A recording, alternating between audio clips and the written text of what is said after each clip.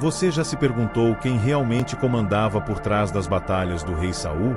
Hoje, você vai conhecer Abner, o general do exército de Israel, um personagem muitas vezes ignorado, mas cuja influência moldou os primeiros anos da monarquia israelita. Fica comigo até o final, porque a história de Abner não é apenas sobre guerra, é sobre lealdade, política, ambição, traição e redenção.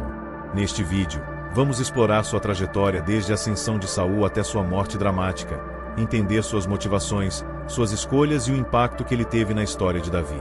Você vai sair daqui com uma nova perspectiva sobre como as guerras são vencidas muito antes de chegar ao campo de batalha. Abner era primo de Saul, filho de Ner, irmão de Quis, o pai de Saul. Isso já diz muito.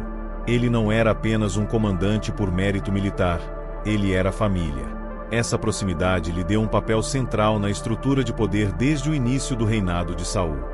Ele foi o braço direito do rei, o homem responsável por organizar, treinar e liderar o exército de Israel contra os inimigos, especialmente os filisteus.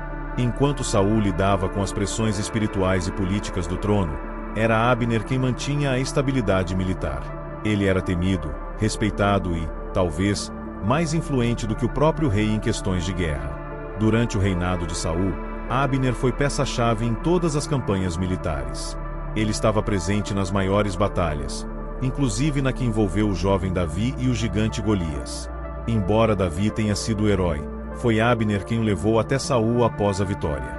Esse momento é simbólico, porque ali, pela primeira vez, as vidas de Davi e Abner se cruzam. Um cruzamento que anos depois se transformaria em conflito, depois em negociação e, por fim, em tragédia. Mas a verdadeira virada na história de Abner acontece com a morte de Saul e Jonatas na batalha contra os filisteus no Monte Gilboa.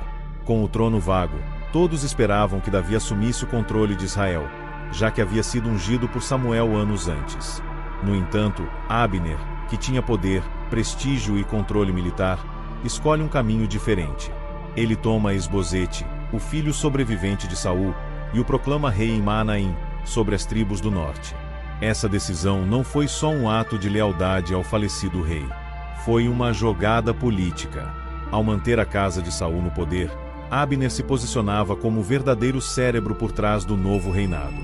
Esbozete era fraco, inexperiente, e dependia totalmente de Abner para governar. Essa atitude prolonga o conflito civil. De um lado, Davi reina sobre Judá, em Hebrom.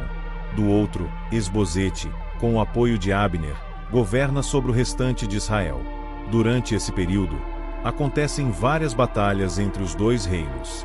Uma delas é particularmente marcante, a batalha em Gibeon, onde Abner enfrenta Joabe, o comandante das tropas de Davi. Nesse confronto, Asael, irmão de Joabe, persegue Abner. Apesar de avisá-lo várias vezes, Abner acaba matando Asael em legítima defesa. Esse ato, porém, cria uma rixa sangrenta com Joabe, que nunca esquece essa morte.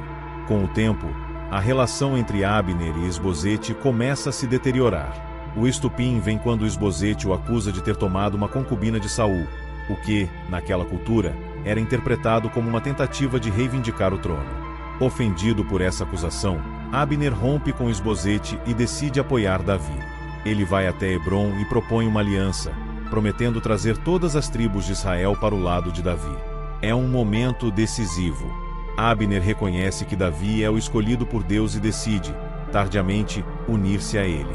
Davi, entendendo o valor estratégico e simbólico desse gesto, aceita. Mas essa reconciliação dura pouco. Joabe, ainda movido pelo desejo de vingança pela morte do irmão, desconfia das intenções de Abner.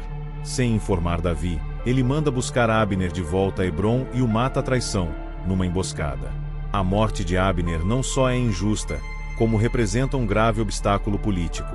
Davi lamenta publicamente, chora sua morte, faz questão de mostrar que não teve parte nesse assassinato. Ele até acompanha o funeral, em luto, para deixar claro que aquela traição não era parte dos seus planos. A morte de Abner marca o fim de uma era. Com sua ausência, o reino de Esbozete se enfraquece rapidamente. Pouco tempo depois, ele também é assassinado, e as tribos finalmente se unem sob o governo de Davi. Mas o que fica da história de Abner é mais do que um rastro de batalhas e intrigas. Ele foi um homem de guerra que soube reconhecer, ainda que tarde, o plano divino. Suas ações, por mais ambíguas que pareçam, foram fundamentais para a unificação de Israel.